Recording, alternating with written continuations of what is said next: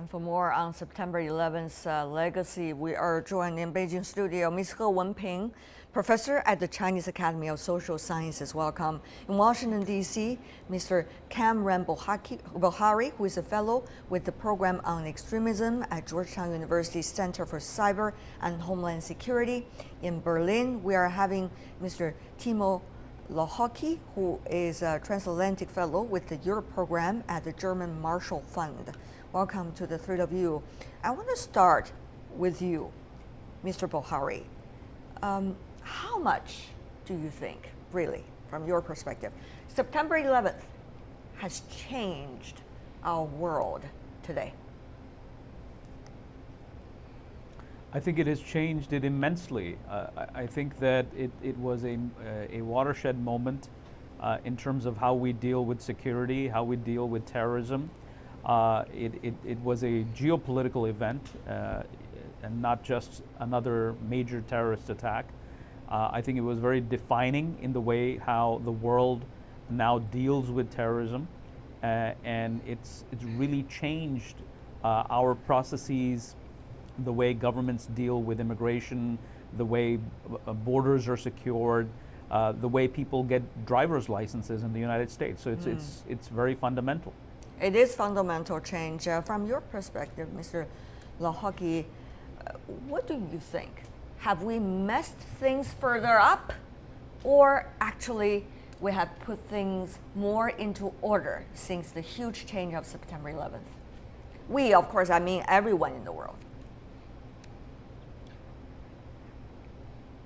Well, here it's difficult to judge. It depends on your national perspective and within the nations with your political perspective. I do think what's the major change, what we've seen is that we have a domestic threat, terrorism, which is supposed to be tackled with external interventions, which is something the West has not, aside from World War II, not really tried at a large scale. So this is probably the major change, and whether foreign interventions helps us to increase domestic security still remains to be seen. However, I dare say evidence so far is rather mixed.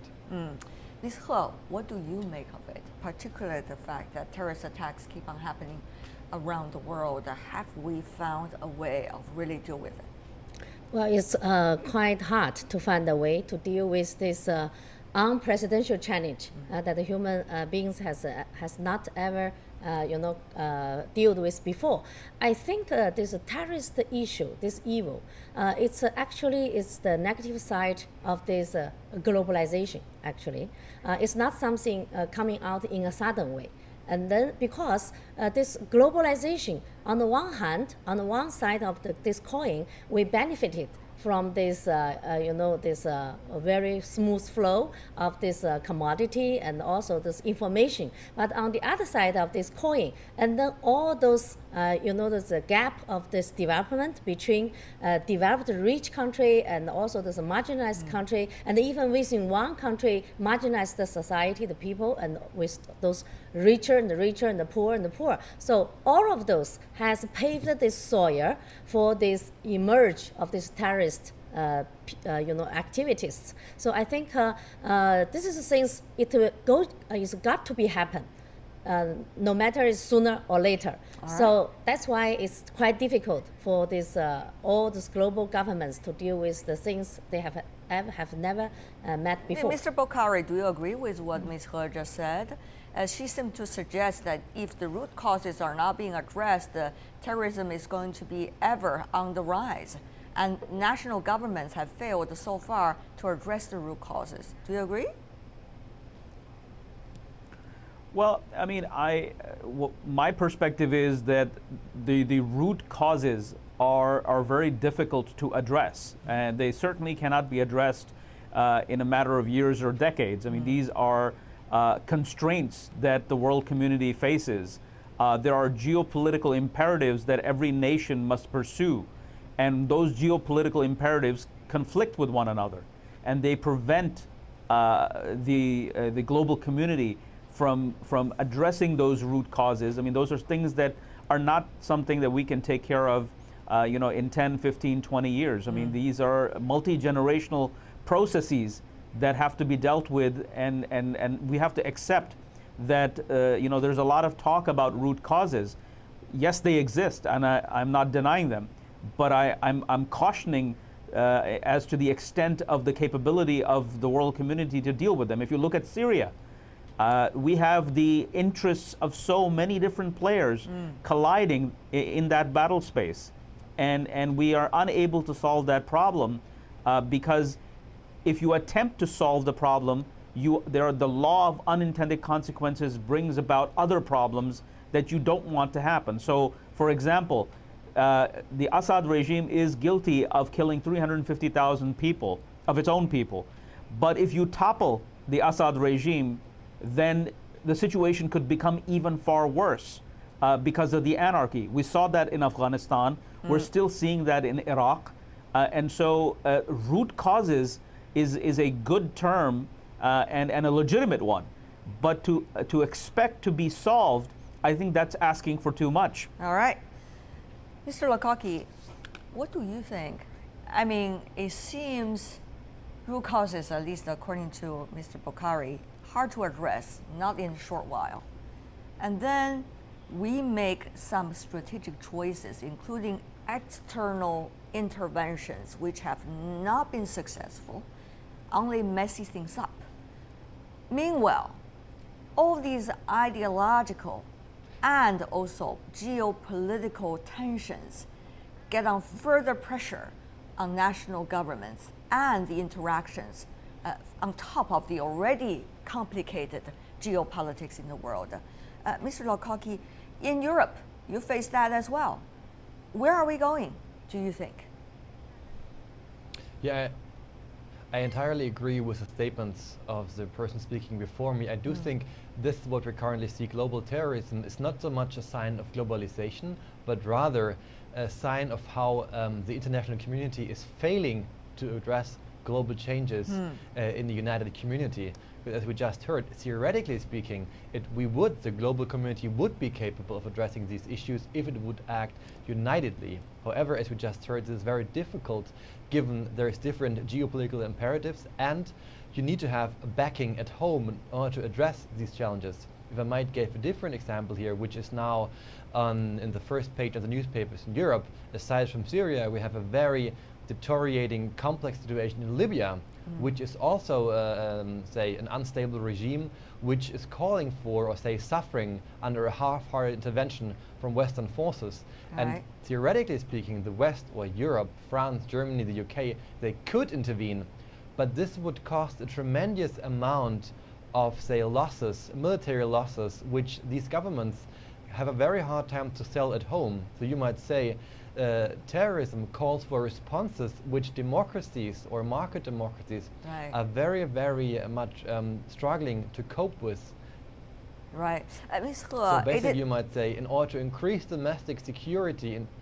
Ms. He, it is not just unwillingness as a result of domestic politics for countries not to involve or not to further involve, but also their failures in previous case studies that has not been encouraging for their further involvement, intervention into other countries. Iraq is a big, big example. And Afghanistan, once a temporary successful example, now has also been going with quite some challenges. So what do you think of the approaches taken so far? Well, I think the anti-terror should be taken as a comprehensive approach. If you only use the war, revenge war, to tackle those terrorists, I think that will be ended in failure as well. We have seen very clearly from those two wars, Afghanistan war and also the Iraqi war. You just, if you just top down those authorities there, and then you failed to build another one. So-called Plan B. Yes, so Plan B. So that's why I think we still need to address those root causes. So that means economic development and also how to improve those, especially those bottom those masses, their livelihood, how to tackle those preventing those spreading of those extremist idea, those jihadist idea. So those ideas is easily to penetrate it into those marginalized group. So that's I think it's comprehensive strategy, socially, culturally, and economically, not only to do the war, through the war to tackle the terror. We have seen some interesting signs on both sides. You know, there has been no airplane hijacking since September 11th attacks, thanks to the security measures taken by various governments concerning aviation industry. But at the same time, we've seen homegrown terrorism, as many of our panelists have already mentioned, remains a huge problem. Take a look at some of the numbers. More than 300 jihadist terrorism cases in the US alone. This is only one country, one example since 2001, with perpetrators having an average age of 28 years old. A recent survey also shows that 49% of Americans say their main concern about the government's anti-terrorism policies is that it has not gone far enough to protect the country. Meanwhile, 33% say those policies have restricted civil liberties too much. Of course, you got opinions from different sides. That is only one country, the United States alone. As we all know, there are also examples inside Europe, particularly with the recent Syrian crisis. So I want to address these questions to the other two gentlemen. Mr. Bokhari, on the one hand, you see this complicated domestic terrorism situation. On the other hand, you also see population being divided as a result of suspicion against one another, a lack of diversity. For example, reflected in some of the presidential campaign rhetorics in your country. What do you make of these very two extremes, Mr. Bokhari? Look, I think that elections anywhere, wherever you have elections, will carry rhetoric. Yeah. Politicians will promise the public pretty much everything they can in order to win the election. So campaign promises are rhetoric. In my line of work, we say don't follow what people say necessarily, follow what they actually do. Right. Every time an American president election happens, you look at the rhetoric and you say, okay, this is different. But the key thing to note here is that once an election is over, whoever wins, regardless of party, regardless of personality, they face the same narrow menu of options in terms of policy choices. There isn't a clean slate.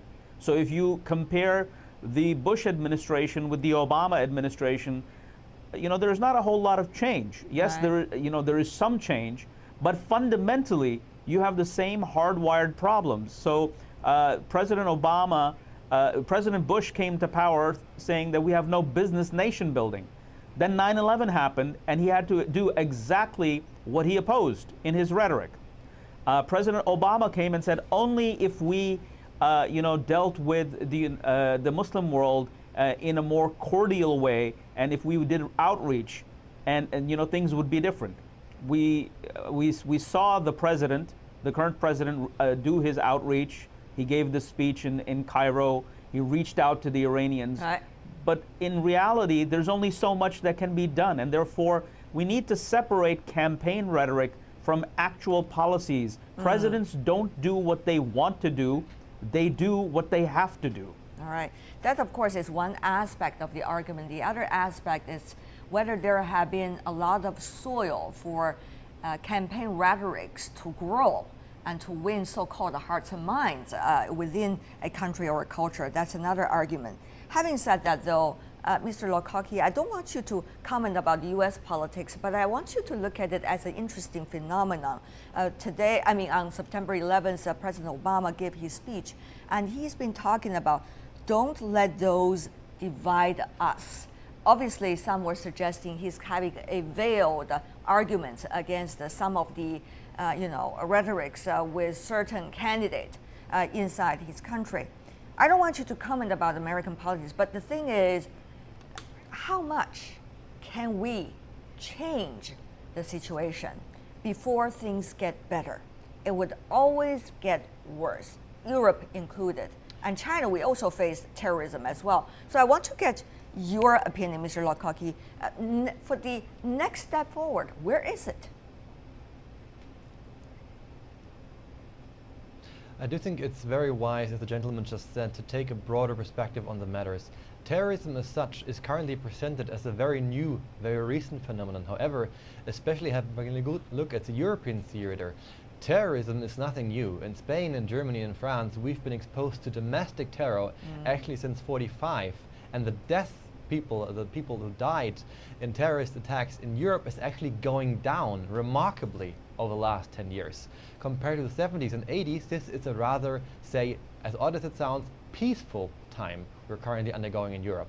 And this means what's, you might say, an opportunity for us to think about is not so much what's actually happening, but what kind of rhetoric do we make out of this? So you might say, do we stir up the pot? Do we try to play with the fears as a citizen? Do we overpromise and underdeliver? Do we suggest we have easy solutions at hand? Or do we say, rather forge a message which is more sobering but more rational, saying this is something we have to deal with, we have to cope with for the upcoming 3-4 decades. There is no quick fix. Right. And people will die. All we can do, we will try to basically ameliorate the situation, but to temper down the hopes of the citizens. And if we do that, this will then decrease polarization, because people will then not think there is a quick fix, meaning they will not be as disappointed if a new terror attack is happening. Ms. He, before we go, final words from you as well. So de-escalation, I do think. Okay, I got your word, de-escalation. Ms. He, before we go, final words from you as well. Well, I think anti-terror should be a global campaign. Especially, we should against those double standard approach. You cannot say that some terror happened in one country, that's the terror, and then happened in another country, you will say that's a rebel forces or anti-government forces. So anti-terror should be a global campaign, and there should be one standard. And also, I think you cannot, in the name of anti-terror, and then you pursue some countries' own political or international interests. So that's the problem. Now Syria crisis has been prolonged for such a long time.